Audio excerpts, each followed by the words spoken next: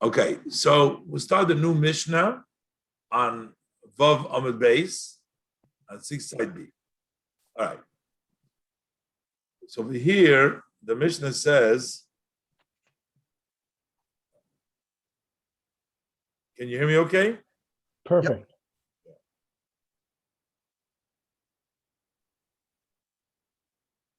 The Mishnah says, what happens, Koru as Megilah ba'odar harishay.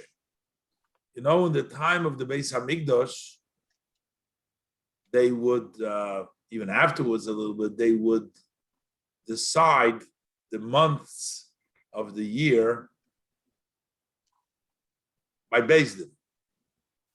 Witnesses would see the moon and they would decide the month by that. Now, some years, because they don't straighten out,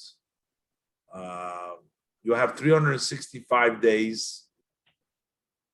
That's a solar year. The cycle of the solar is 365 days. Now, the cycle of the moon is 6 times 29 and 6 times 30. The approximate cycle of the moon is 29 and a half days. We're just talking about roughly. So it turns out if you do 12 of those 29 and a half cycles, you're going to be short 11 days. A discrepancy if you made it 11, if you made a year 12 cycles of the moon, we determine our months by the cycle of the moon.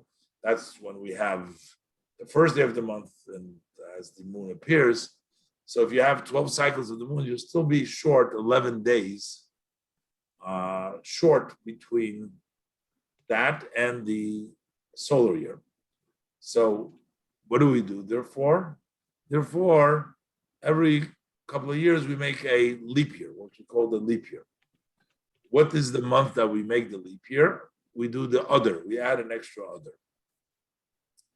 Now, today we have it all in the calendar. We know exactly when everything is going to be. This is everything being determined.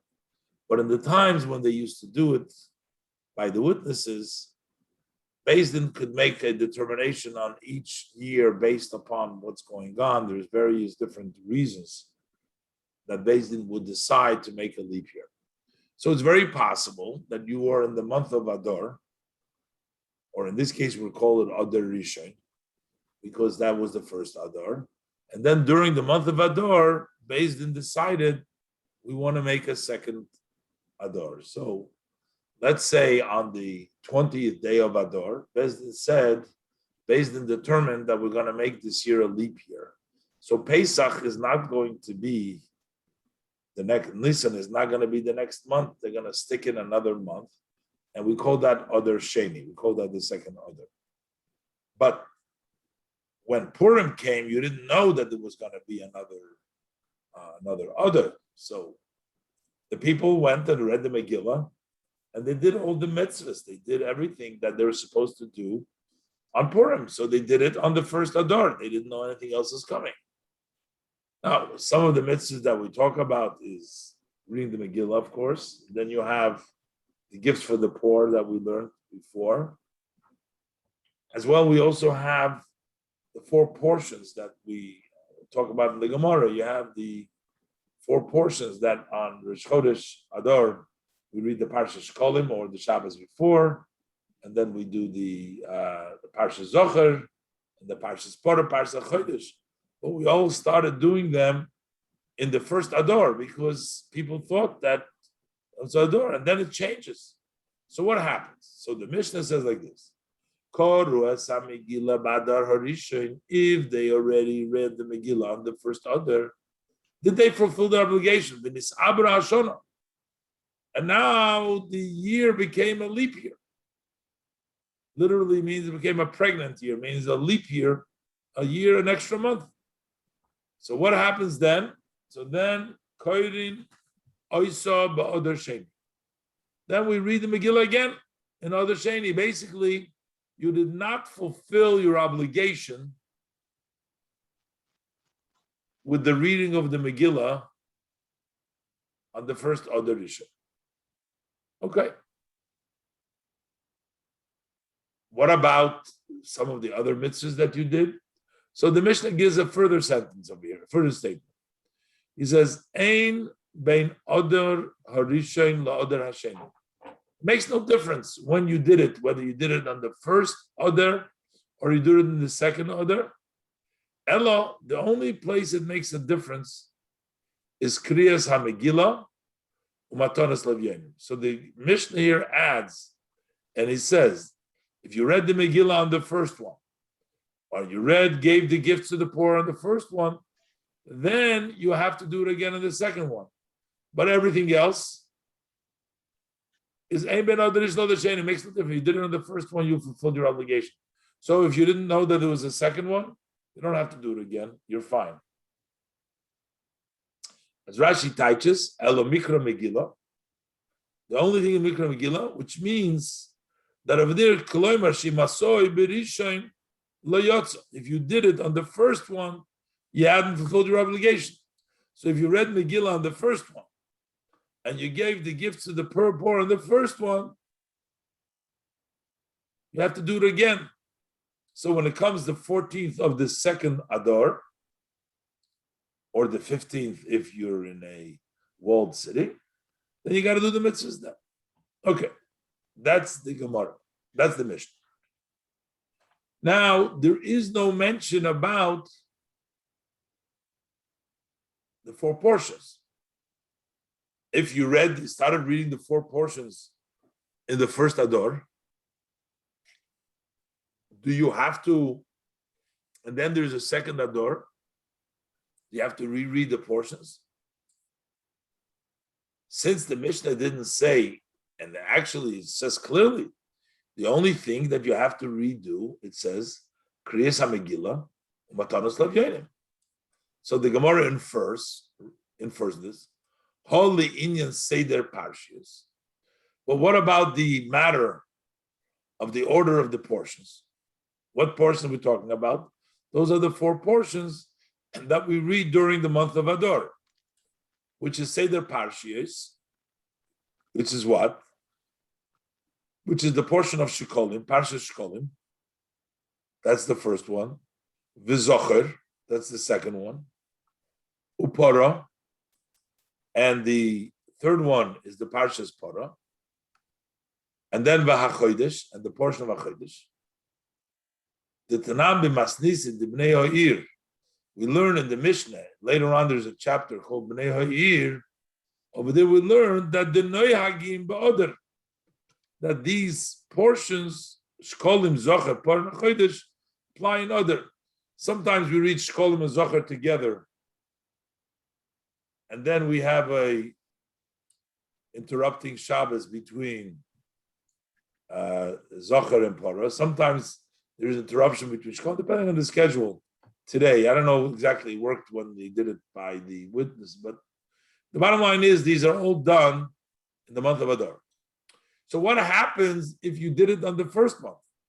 So the Gemara says we're inferring, since the Mishnah says that only the reading of the Megillah and only the gifts of the poor you have to do again. So as far as say the Parshias, Zev is Shavim, they're both equal, which means doesn't matter if you did it in the first one, it's good enough, it's equal to the second one. You don't have to do it again. Zev is Shavim, Zakt Rashi. If you read it on the first one, then you don't go back and read it again on the second month. Start over again with the parshas, you don't have to do that. That's the inference. Now, because the inference is that as far as parshios go, it's okay to do it on the first month. The Gemara has a problem. Who is the author of the Mishnah? The Gemara brings down a Braisa in which the Gemara brings down 3 opinions of 3 sages. And it doesn't seem like any of the sages would actually fit the opinion that we have in the Gemara. It doesn't seem like, of the Mishnah, doesn't seem like any of the sages fits the Mishnah's ruling. So let's look inside and see what the Brisa says. So the Gemara says, Moni Masnisi. Our Mishnah follows Loi Tanakama, not the first opinion that will be in the Brisa. In our Mishnah, we only have one opinion. We have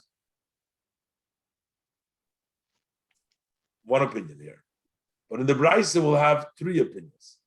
And the Gemara says that our Mishnah follows not the Tanakama, that's the first opinion of the Brisa, V'loi Rabbi Eliezer ben Rabbi Yosi, and not Rabbi Eliezer ben Rabbi Yosi,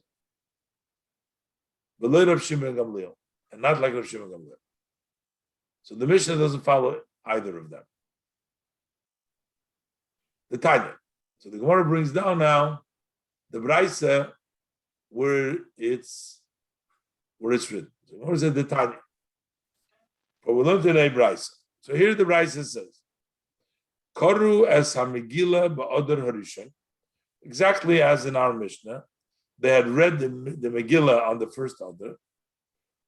V'nis abra hashana, and the year became a leap year.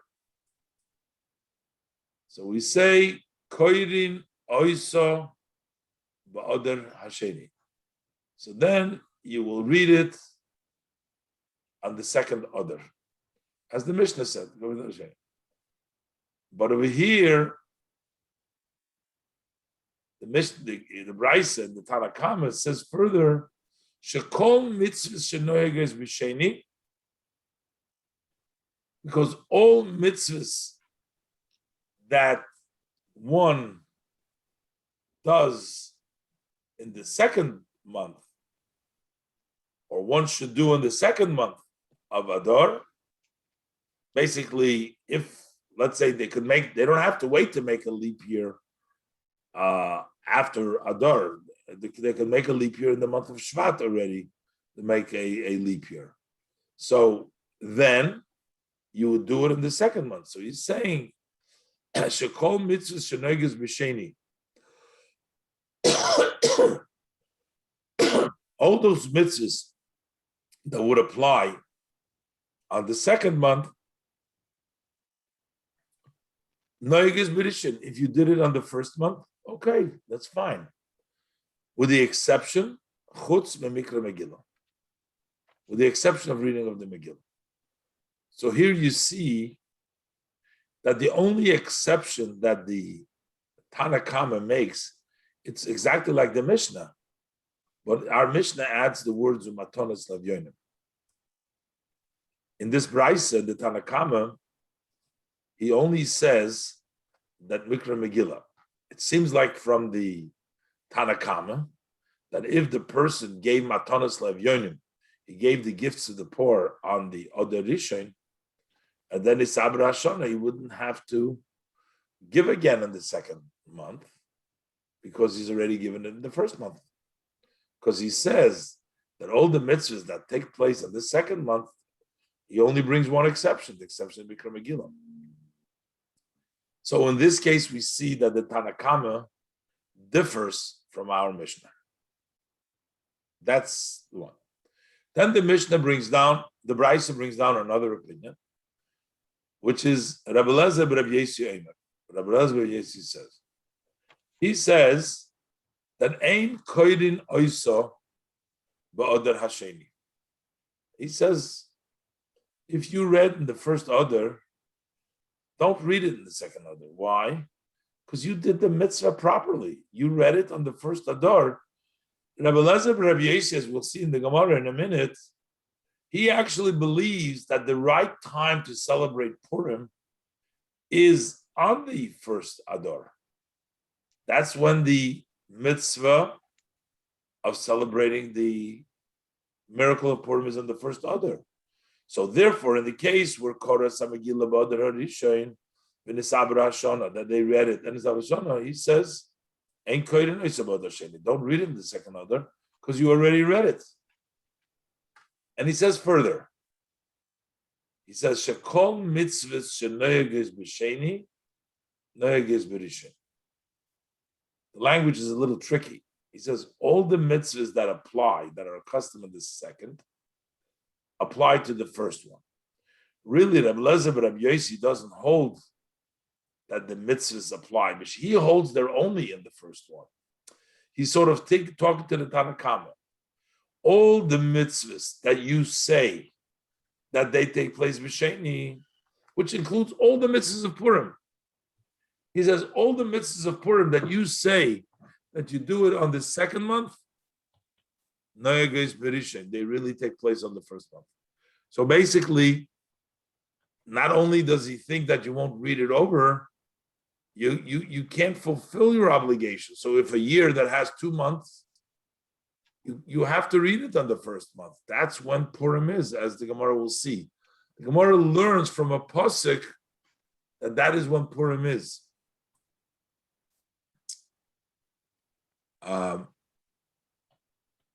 Then we have the third opinion. Now this, of course, doesn't fit with the Mishnah, because according to the Mishnah, you have to read on the second one, on the second other, because that's when the mitzvah is. But according to Rabbi Lezer ben Rabbi Yossi, you don't. Now we have the third opinion. Rabbi Shimon ben Gamliel Omer Mishum Rabbi Yossi. Rabbi Shimon ben Gamliel says name Rabbi Yossi. What does he say? He says, af koirin oisa ba'odar hasheni.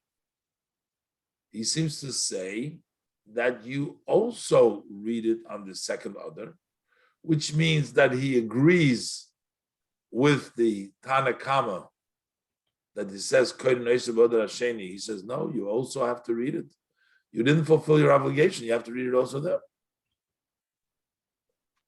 But then he adds, and he says, "Shekol mitzvahs shenoyagos b'sheni, ein noyagos b'rishon."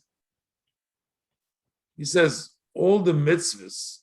Seemingly, what he's saying over here is that all the mitzvahs that we do on the second month do not apply in the first one. It almost seems like he's saying over here, not like the Tanakama. The Gemara will explain it. Not like the Tanakama that said that only Megillah you have to read over, and the other ones is okay. He holds that all the mitzvahs that have to be done on the second one do not apply on the first one, and therefore you would have to read the Megillah again. You have to do all the mitzvahs again. That's what it seems. Now, again, that doesn't fit with our Mishnah, because our Mishnah says the only thing you have to do is Megillah Matanos Lavyonim. So it doesn't seem like it goes like the Tanakama, because the Tanakama just says you have to redo the Kriyas Megillah. It doesn't say you have to redo Matanos Lavyonim.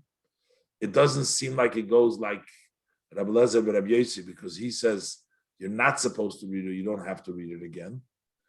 And it also doesn't go like Rabbi Shimon Gamliel, who holds that all the mitzvahs you have to do again. And here we're only talking about 2, about Kriyas Megillah, Matanos Lavyonim. And we'll see in the Gemara. But before the Gemara, and finally the Brisa says, Vishavim. But they all agree that the Hespedu B'tainis. All opinions will agree that as far as the prohibition that on Purim, you're not allowed to eulogize and you're not allowed to fast, that will apply to both on the first Adar and the second Adar. So let's say you're making the second Adar, you're still going to be prohibited to do a eulogy and to fast on the second, on Yudalad in the second Adar. Sha'asurim bazeh bazeh, they would be prohibited in both. On the 14th and the 15th, which is on both of them. Okay, so that's the Brisa. So now the Gemara asks,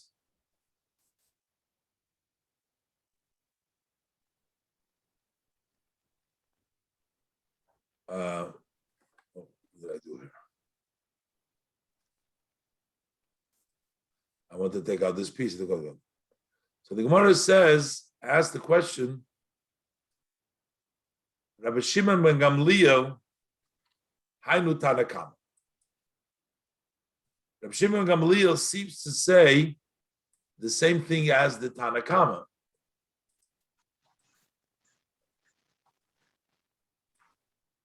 In the sense that Rabbi Shimon ben Gamliel says,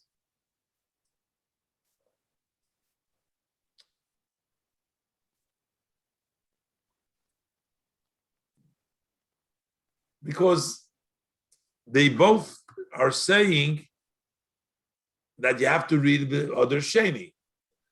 We explained that there is a chiluk. The Gemara is it's a little surprising why the Gemara is even asking this question, because you can quite see the difference.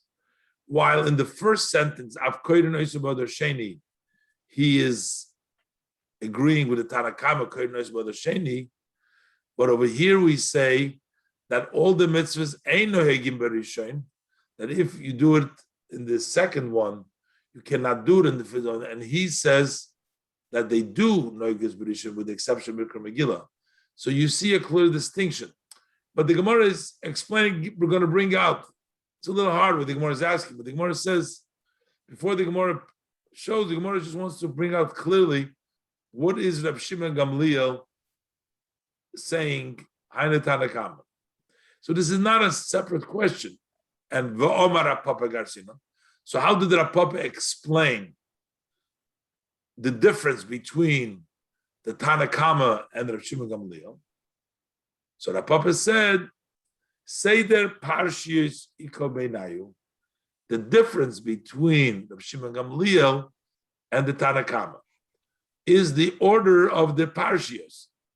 Because according to the Tanakama, the only thing you didn't fulfill your obligation is the Mikra Megillah. But everything else, you fulfilled your obligation. But Rav Shimon Gamliel says, no, Kol mitzvah ein neges b'rishain, and you didn't fulfill the obligation. The Tanakama Sovar, the Tanakama holds, L'chatchila b'sheni, this order of Parshas, you should read in B'Sheni. In a regular year, when you know that it's going to be a leap year before the time, don't do the Parshas on the first one. L'chatchila, you got to do it B'Sheni.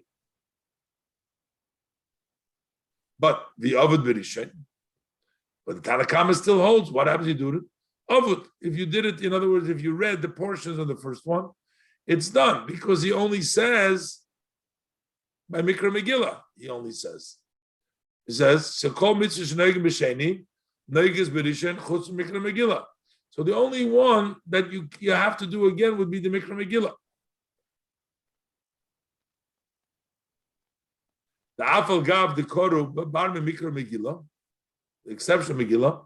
The afal gav the koru b'rishen, even though they read it already on the first order, koru b'sheni, they have to read it on the second order.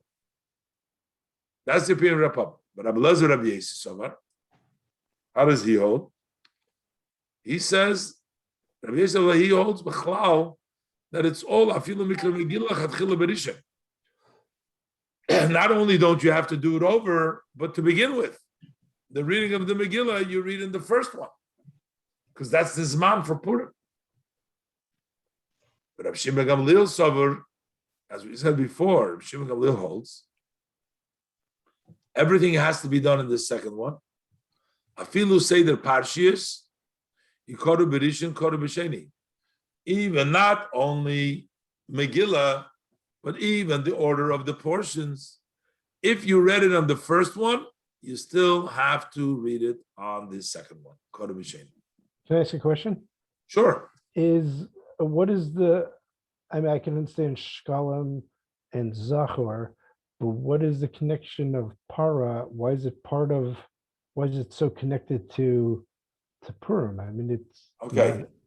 All right, so that's a separate question. I didn't explain earlier the exact connections.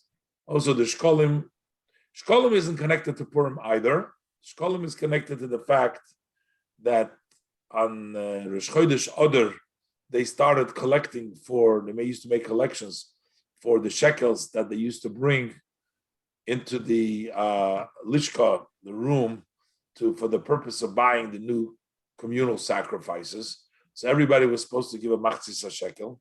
So it starts a month before Nisan, which is when the time you start the Truma Chadasha, the new gifts. So that's what we reach Shkolim. And of course, Zohar is Amalek because that's directly connected. Chodesh has to do with the Rosh Chodesh Nisan because that's when the Yidden were told about the laws of Pesach coming up. So the Shabbos be Mevorchim, or the Shabbos Rosh Chodesh Nisan will do a Chodesh. But before we can do a korban, it has to be clean from Tumas Meis. For that, you bring a porah. So the porah comes as a before we do the Parshas HaChodesh. That's where the Parshas porah comes. So the porah Chodesh, they're not necessarily connected to Purim, but they're connected to the month. But which one of the month? So it's done in the other. I guess if there's a second other, there is some more time for the shkolim and things like that. But we're not getting involved now with the very specifics. That's another thing to think about. Why would it be? But I guess once it was determined to do it on the month, you do it all in the 1 month. Which means, according to Rabbi Lezer and Rabbi Yossi, why are we doing the shkolim on the Rosh Chodesh other Aleph? It's not yet. There's 2 months to pay some. Maybe Rabbi Lezer will not argue in that. I'm not sure exactly what the ruling will be as far as that goes, but the Gemara doesn't go into that discussion over here. So, but we'll come back. Okay, does that answer your question? Yeah. Okay. So, but Rabbi Lezer, but Rabbi Yosef Savar, he holds Afilu Mikra Megilah. Okay, but Rabbi Shimon Gamliel say they're Parshias. He goes further than the Tanakama. He says, even though the Parshias, Ikoru Berishon, Koror B'Sheni. If they read in the first, they still have to read in the Sheni, because Shimon Gamliel, the Kol Mitzvahs Kamar. He says, Kol Mitzvahs Sheneges B'Sheni, Eine Neges Berishon. They don't apply Berishon. Just to try to understand a little bit why the Gemara didn't know this in the beginning, and the Gemara brings down you can say that when the Gemara says Kol Mitzvahs Sheneges B'Sheni, it meant the Mikra Megillah, because since he only says, it talks about Koras HaMegillah, he says Ein Koidim Moiseh Sheni, all the mitzvahs, maybe he was talking about just the Mikra Megillah, but the Gemara explains it, and the Gemara says that the Kol Mitzvahs Ka'amar, because saying all mitzvahs means taka, not just the mitzvah Megillah. I mean, it still needs to be understood. Why did we need this clarification from Rav Popev? Why do we need that? It seems like obvious, but the Gemara explains that. Okay, so now we know, at least we have 3 opinions over here. We have the opinion of the Tanakama that says just Mikra Megillah in this Mishnah that you have to do over. We have the opinion of Rabbi Lezer, Rabbi Yossi, says that everything belongs on the first other. And we have the opinion of Rav Shimon Gamliel, which says everything has to be done over in the Pei Sheni. So therefore, our Mishnah, which gives and says the Megillah and Matanos Levyonim have to be done over again. That's only those 2. Money, and the Gemara inferred, but not the 4 portions. And here we just pointed out that Reb Shimon Gamliel says that the 4 portions also have to be done again. That's why it follows that inference. The Gemara said that from the Mishnah that it only said Megillah Matanos Levyonim, we can infer that the Dala Parshas do not have to be written again. And here we just said, Rav Shimon Gamliel says that the Dala Parshas do have to be written again. So the Gemara says money. Who does it follow? Our Mishnah. Now it's important for the Mishnah to follow someone because the Brisa usually is elaborate of the Mishnah. It's not like if we can find, I guess we're not going to find anyone. We're going to say, well, maybe it's somebody else, but the Brisa, it should fit one of the rabbis, one of the sages that is in the Brisa. So which one of the rabbis' opinion will fit with our Mishnah? So it says like this: Itanekama, if it's the first Tana, who says only the Megillah you have to read. It doesn't mention anything about Matonis Lavyonim. Kashya Matonis. Then we have a difficulty because our Mishnah says that also the Matonis you have to give over. So that would be one difficulty. If it goes like Rabbi Lezer ben Rabbi Yosi, so he doesn't even hold Kashya Nami Mikra Megillah. Then we also have a problem in our Mishnah that the reading of the Megillah, our Mishnah says that we have to reread the Megillah. And according to Rabbi Lezer ben Rabbi Yosi, you don't have to reread the Megillah. So that would be an additional problem. Ira Shimon Gamliel, but if it's Rav Shimon Gamliel, then Kashya say they're Parshiyas. Then we have a question of the order of the Parshiyas, because we just inferred from our Mishnah that the Seder Parshiyas, our Mishnah holds, since it only says Matanas Lavyonim, that you were Yoitze, and here we just brought out that Rabbi Shimon Gamliel holds that you also have to do over the Seder Parshiyas. So it's Kashya Seder Parshiyas. So how are we going to find the rabbi? Who is the rabbi who says our Mishnah? The Gemara gives two answers. So the Gemara says, La'olam Tanakama. Really, it goes like the first Tanakama. We have decided, we concluded on our own that the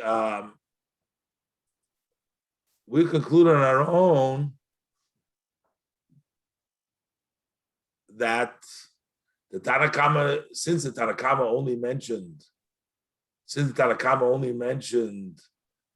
Kriyas HaMegillah, he says Koras HaMegillah, Kohen Neis Bodar Hasheni, and he said Chutz Mikra Megillah. So we assume that Matanos Lavyonim he was Yoitze. But the Gemara says no. When he says that you have to do Mikra Megillah again, he includes the gifts of the poor, because we learned earlier that the gifts of the poor comes together with the Mikra Megillah. So he says V'tona Mikra Megillah, and he learns the reading of the Megillah,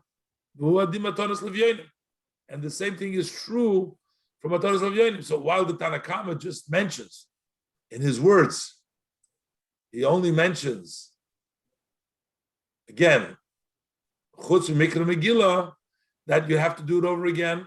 But the truth is that would apply also to Matanos Lavyonim, because Matanos Lavyonim are the same. So that it go together with the Mikra Megillah, because the poor people come to collect when you read the Megillah. And therefore, the Mishnah and the Tanakama come okay. The Ibo Yisema, and the Gemara says, La'olam Rav Shimon Gamliel, that it can go like Rav Shimon Gamliel. And Take,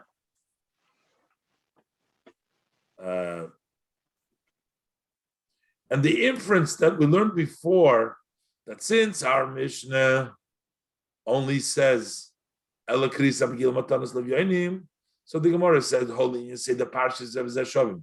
That means that only the Megillah and the gifts to the poor you have to do again, but not the order of the Parshas. The Gemara says, no, that's not true. We're not talking about the Parshas. Even just like Rav Shimon Gamliel holds, Afilu say the Parshas, you have to read again. That's the view in our Mishnah. Rav Shimon Gamliel.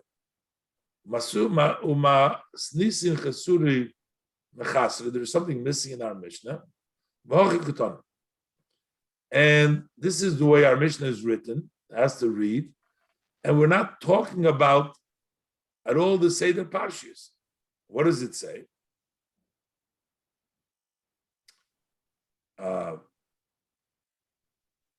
You see, when the Mishnah writes only Kriyas Megillah Matanos Lavyonim, it's trying to tell you only for these things, but not something else. So originally, the only something else that we're talking about is Seder Parshas, because it says for that, yes, but not for Seder Parshas. So that's why the Gemara thinks that the Tanakama holds that Seder Parshas you don't have to do again. However, now the Gemara says no. We're not talking about the Seder Parshas. We're talking about Ein Bein Arbo V'Hoch Keton. Ein bein arba osor sheba'odar rishon the yudalit sheba'odar sheni ela mikra Megilah matones. But what are we excluding? Holy inyan hesped v'tainus zev v'zeh shovim. That both of you not allowed to utilize, but we're not excluding. Milu say the parshas lemaidi. We're not excluding it all. So while Rav Shimon Gamliel we see clearly says that you have to do it over again, our Tana also holds that we have to do it over again. But he wasn't excluding when he said only matanos lavyonim. He was trying to say, but ties with tainas, they're both equal. So Memela, you don't have a contradiction. So we have two possibilities who the Mishnah goes like. Either we're adjusting the opinion of the Tanakam of the Braisa, and we're saying that he also holds matanos lavyonim. You have to do over again, which would fit the opinion of the Mishnah, clearly. Either we adjust the opinion of the Mishnah and we say that don't infer from the Mishnah that they say the parshas you have to do over again. That's a wrong inference. What we have to infer from the Mishnah is, but that for Hesped and Tainis, they're equal. But we're not talking about say the parshas. And therefore, Rav Shimon Gamliel, who says you have to do over say the parshas, our Mishnah can go like him as well. So there's no contradiction. You follow? Zog the Gemara, Omer Rabbi Chiya bar Abba, Omer Rabbi Yechanan. Barov nor Rabbi Yechanan. Rabbi Chiya bar Abba said name Rabbi Yechanan. Hilchasa ke Rabbi Shimon Gamliel, Sh'omar Mishum Rabbi Yosi. The loch is like Rabbi Shimon Gamliel that says the name of Rabbi Yosi. That what that would have to do over again. Also, the Seder Parshas would have to do over again.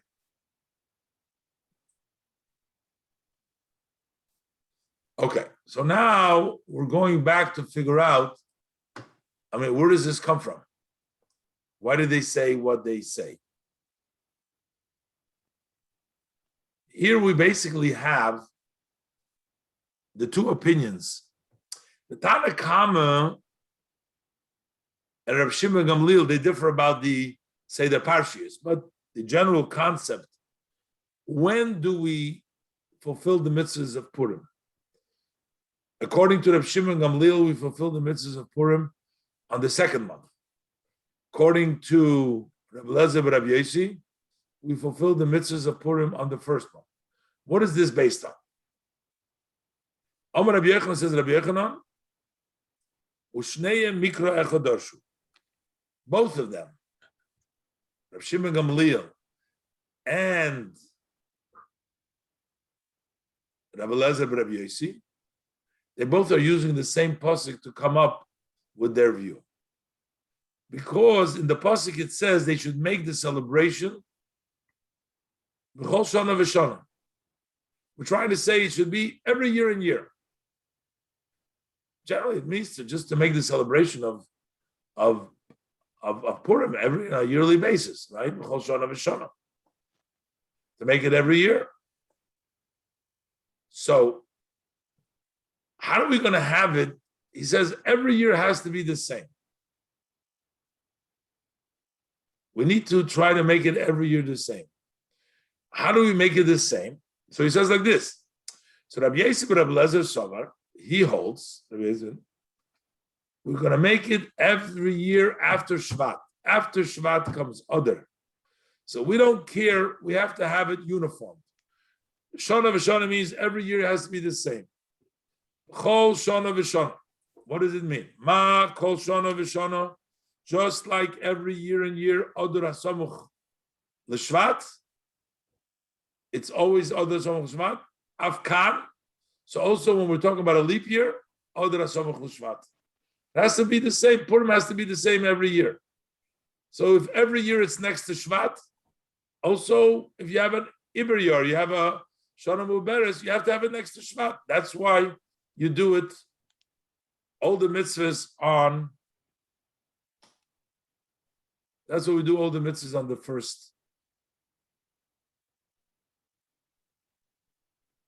first order. But Rav Shimon Gamliel agrees with him that it has to be equal. But he holds that B'chol Shana V'Shana means every year it's done right before Sivan. So this year it has to be done before Sivan too. That's the second Adar. Before Nisan, I'm sorry, I meant to say Sivan. For Nisan. Ma Kol Shana V'Shana. Adar HaSamach Nisan. Just like every year and year, it's the Adar which is next to Nisan. So Afkan. So when we have a leap year, Adar HaSamach Nisan. So basically, they both agree that the pasuk is trying to tell you, keep it the same every year. He says, keep it the same every year, even in a leap year, make it next to Shvat. And the other one says, keep it the same every year, make it next to Nisan. So the Gemara says, well, so we have a logical reasoning for Rabbi Yosi why he wants to put it in Shvat. We should never pass over a mitzvah. You got an opportunity to do a mitzvah, we have to make a decision. Is it either next to Shvat, the first Adar, or it's next to Adar Sheni, next to Nisan? Why should we push it over? We shouldn't pass over a mitzvah. Rashi says, as soon as it comes to you a mitzvah, do it quickly. You have the first opportunity. Let's do the mitzvah of Purim already, the first Adar. For so it states in the Mechilta. Ushmartem es hamatzis. It says keep the matzis. Over there, we translate the word matzis like mitzvahs. Keep the mitzvahs, which means that im baso mitzvah liyotcha. If a mitzvah comes to your hands, al tachmitzena. Don't delay it. Don't make it chametz. Don't let it get sour. Go ahead, do the mitzvah right away. That means a mavir ala mitzvahs. So therefore, since you have already the opportunity to do the mitzvah on the first Adar, he says, go ahead and grab it. Do it in the Adar next to Shvat. El Rav Shimon Gamliel, my time. But what's the reason for Rav Shimon Gamliel? Why would he say, okay, it has to be equal, but why choose to be next to the month of Nisan, not next to Adar Rishon, next to the month of Shvat? Omar Rabbi Tavi, says Rabbi Tavi, that time of the Rabbi Shimon Gamliel, the reason Shimon Gamliel is Mismach Geula Geula Odif. It is advantageous to make one redemption next to the other redemption. Of course, on Pesach, the month of Nisan, we are celebrating the redemption of the Jewish people from Mitzrayim. And on Purim, we're celebrating the redemption from Haman Harasha. So therefore, we'd rather have one redemption next to the other redemption. As Rashi says, Geula li Geula, one redemption, other one, Purim le Pesach. That's why we put the Purim next to Pesach, next to Nisan. That's one reason. Rabbi Lezer Omar, Rabbi Lezer says, the time of the Rabbi Shimon ben Gamliel Mahocha.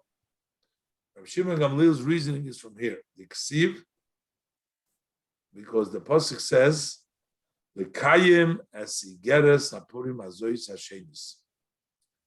See, the Torah says to fulfill the second letter that they sent out. So there is sort of a hint about the shenis, about the second, right? Yeah, it says shenis. To him, this is a hint for the second Adar. And therefore he says that the one is the second one. So it seems like we have two psukim that we darshan. One from Shana V'Shana, in which he says that we do it all together on the month of Nisan, next to Nisan, and they have an extra part, it's Hasheni, extra pasuk Hashenis. So the Gemara says, it's necessary to write both of them, Hashenis. Who needs to write also B'chol Shana V'Shana. We'll leave it over here. We'll just share with you a few words now. We'll leave it over here and we'll start from over here. Why we need both of these psukim. Today, actually, we can say Good Yontif, even though What's a yontif today? I know this is actually a Hasidic yontif. In the Chabad tradition, we don't say Tachanun today. And the reason we don't say Tachanun because it's a celebration. The previous Lubavitcher Rebbe, he lived in the former Soviet Union, and he was very active in trying to preserve Yiddishkeit under impossible circumstances when the government at that time, after the revolution and under Stalin, they went a all-out war against Yiddishkeit and against the observance. And the communist parties, they were totally atheist, and they wanted to uproot any sense of religion. And they fought against the Jewish people, closed down the yeshivas, they closed down the shuls, they closed down the Talmud Torahs, they did all kinds of terrible things to the Jewish people. And most people could not stand up. I mean, how do you stand up to an evil government, to a government that is oppressive and doesn't allow and threatens you, your livelihood, your life, and everything else? And there was no accountability, and there was no one to turn to. So most people gave in, and most Jewish people. But the previous Rebbe was one of the few people who fought, and they started the whole underground yeshivas and the underground mikvahs and the underground shuls and everything Jewish, prison and all kinds of Jewish activities.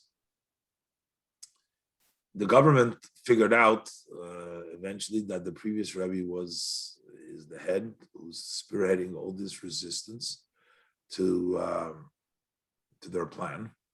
So they arrested the previous Rebbe, and unfortunately, I mean, at that time they condemned him to death by firing squad. And miraculously, on the third day of Tammuz, then they convicted, the punishment was lessened to 10 years in exile, and then it was lessened to 3 years in exile to go to a faraway city in Castrama. The previous Rebbe came to that city, but fortunately, on the 12th day of Tammuz, the verdict was reversed, and he was allowed to go back home. So therefore, but they were going to give him a train ticket to go back home to Leningrad, where he lived, and the offices for some reason were closed. There was some sort of a holiday, so he actually got the ability to leave on the 13th of Tammuz. So because of that, these days of the 12 days of Tammuz and 13th of Tammuz, the previous Rebbe writes in a letter, this is a redemption for anybody who is Jewish, because this wasn't a personal matter. The Rebbe didn't have any personal issues with the government that they arrested him. The only reason they arrested him was because of his fighting for Yiddishkeit, for Torah, for Judaism. And the Rebbe therefore asked that on Yud Beis Tammuz we get together and we celebrate. But one of the things that the Rebbe asked that it's brought down in the Hayom Yom, today's Hayom Yom, is that people should strengthen their public learning, to set the shiurim, to learn Torah and to strengthen themselves. That's the gathering, the personal gathering. So I find it very interesting that we're learning actually at this day together, and maybe if we can try to increase and get some more participants, that would be doing what the Rebbe wants. And I also want to connect this also to the Parsha's Balak, in which they hired Bilam to curse the Jewish people. And we see that not only was he not able to curse the Jewish people, but some of the most profound, beautiful blessings are found in the prophecy of Bilam, Matter of fact, we say every morning, "Ma toiva halacha Yaakov mishkanetecha Yisrael." That's in the verse. That's from the curses of Bilam. We find the prophecy about Mashiach in the parsha, in the prophecy of Bilam, and we see that Hashem took the curse and turned it around and made it into a blessing. So that should give us a strength and a courage that even though that we face a lot of times the various different kinds of challenges, and we are, worried about ourselves and the Jewish people. We see all the anti-Semitism. We see the hatred. We see the senseless killings that are going on all over the place, and so we see that in the end, Hashem took the curse and took it over to a blessing. We should stay strong and trust Hashem, and Hashem will come through with us and bring us Mashiach, take us out of this exile, and build for us the Beis Hamikdash. And